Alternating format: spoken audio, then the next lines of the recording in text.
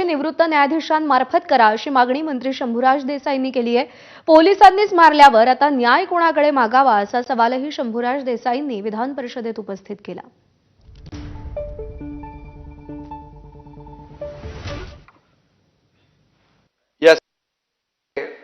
सन्माननीय अर्जुन खोतकर आणि शंभूराज देसाई यांनी सातारा जिल्ह्यातली घटना जिल्हा परिषदेच्या निवडणुकीच्या अनुषंगाने या ठिकाणी जी आपल्या समोर मांडलेली आहे त्याचा मी देखील साक्षीदार आहे। कारण ही निवडणूक प्रक्रिया जेव्हा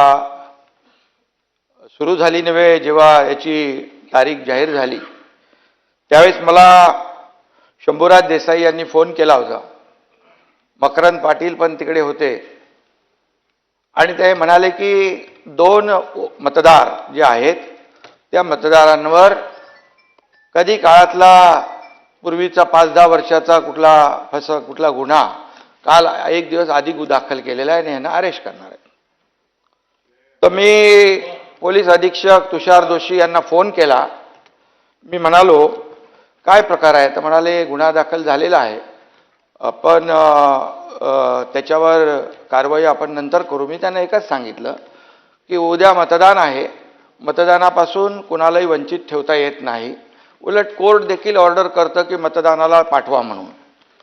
तर अशा परिस्थितीमध्ये जेलमधूनही येतात मतदान करायला, तर अशा परिस्थितीमध्ये कुठल्याही परिस्थितीमध्ये मतदानापासून त्यांना आपण वंचित ठेवू नका, ठेवता येणार नाही।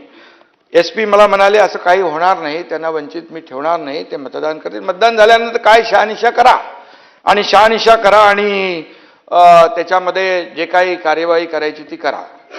त्यानंतर मी पोलीस महासंचालक आपले दाते साहेब DG साहेबांना मी फोन केला।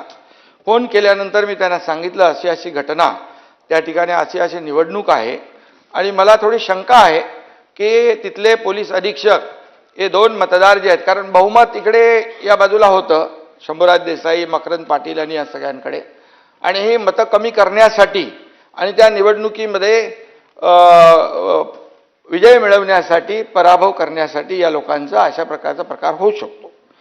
तर DGनी त्यांना फोन केला आणि DG मला म्हणाले, मी त्यांना फोन केला आहे, मी तुषार जोशी यांच्याकडे खात्री देखील केली की मला DG साहेबांचा फोन आलेला आहे आणि मी कुठल्याही परिस्थितीमध्ये अशा प्रकारचं याला मतदानापासून आमचे लोक थांबवणार नाहीत। मी त्यांना सांगितलं तुमचे लोक तिकडे गेटवर थांबलेले आहेत अशी आमच्या लोकांनी माहिती दिलेली आहे, तर तुम्ही त्यांना सूचना द्या, इन्स्ट्रक्शन द्या की मतदान झाल्यानंतर तुम्हाला जी काही कार्यवाही करायची ती करू शकता तुम्ही, परंतु मतदानापासून वंचित ठेवणं हा गुन्हा आहे आणि मतदानापासून वंचित ठेवणं हा लोकशाहीचा खून आहे आणि लोकशाहीचा गळा घोटण्याचं काम बिलकुल करू नका, अशा प्रकारचं मी त्यांना सांगितलं। ते बोलले असं काही होणार नाही। परंतु त्यानंतर मीडियामध्ये देखील मी पाहिलं शंभूराज देसाईंनी स्वतः सांगितलं, म्हणजे मंत्री का गेले तिथे?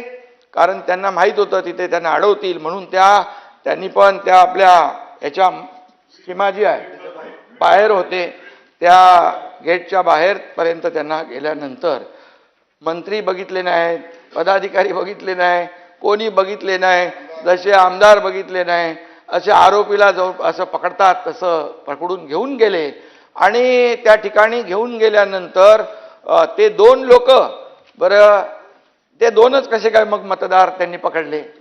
2च मतदार जे आहेत ते त्यांना घेऊन गेले आणि त्यांना निवडणूक, मी पुन्हा फोन केला त्यांना DGना, DG म्हणाले असं होणार नाही। मी बोलला होणार काय नाही, निवडणूक पूर्णपणे पार पडते तिकडे, निवडणूक पार पडल्यानंतर तुम्ही त्यांना सोडून काय उपयोग आहे?